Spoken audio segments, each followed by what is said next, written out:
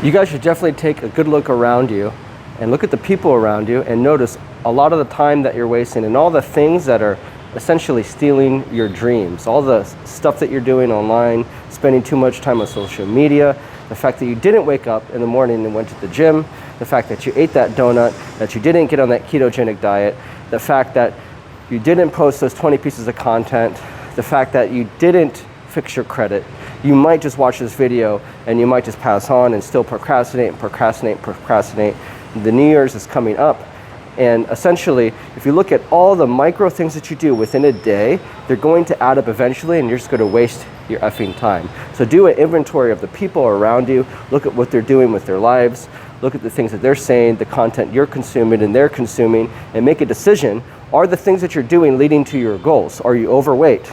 Are you financially having struggles? Are you in a financial bind?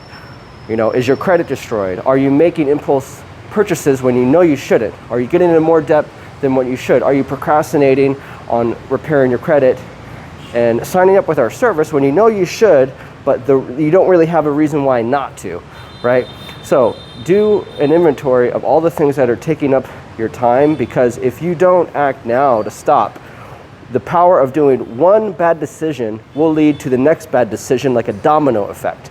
So the best thing to do is don't make any bad decisions as much as possible, because even one small bad decision will have a domino effect and will add up over time, and then years go by and you don't achieve your results.